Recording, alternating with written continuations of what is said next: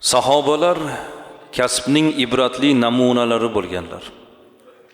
Rasululloh sollallohu alayhi vasallamni 120 mingdan oshiq sahobalari birortasi tambal bo'lmagan, bekorchi bo'lmagan, tamagir bo'lmagan, hammasi mehnat qilgan. Jumladan payg'ambar alayhissalom ham ibrat bo'lganlar.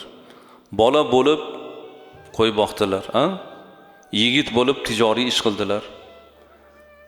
Payg'ambar bo'lgach Madinadan yaqinroq joyda Jurf degan bir joyda Rasulullohning dehqonchiliklari bo'lardi. Ana o'sha xurmo bog'lari bo'lardi. Dehqonchilikdan, xurmo bog'idan keladigan manba bilan ro'zg'orlarni tebratganlar. Hazrati Abu Bakr mato savdosi bilan shug'ullanganlar. Hazrati Usmon, Talha, Abdurrahman ibn Avf savdogar bo'lishgan.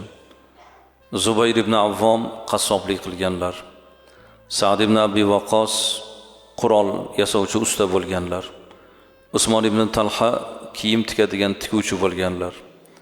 Abu Sufyon yog' teri savdosi bilan shug'ullangan, shu ishni qilganlar. Sahobalarning hayotidan xulosa chiqaramizki, demak, hammalari mehnatga bog'langan insonlar bo'lgan. Rasulullohning huzurlariga bir mehnatga layoqatli bir erkak kishi kelsa, yordam bering desa pul bermaganlar.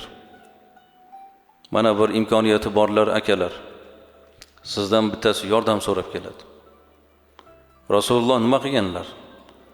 Baytul molda mablag' bor, lekin sen bunga haqli emassan. Chunki sen mehnat qiladigan odamsan deb turib, sahobalar bilan birgalashib uni qo'liga arqon bilan bolta berdilar va daladan borib o'tin terib sotasan, 15 kundan keyin meni oldimga kelasan dedilar. U yigitni shu ishga yo'lladilar. 15 kundan keyin kelib topgan mablag'ini Rasulullohga ko'rsatdi.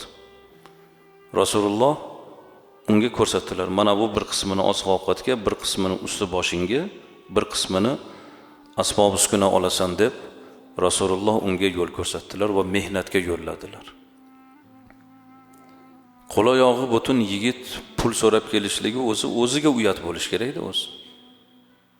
O'ziga uyat. Ko'chaga chiqib 4 ta mashina yuvsa 3-4 kunlik pulni topib oladi, yeydigan ovqatini topib oladi.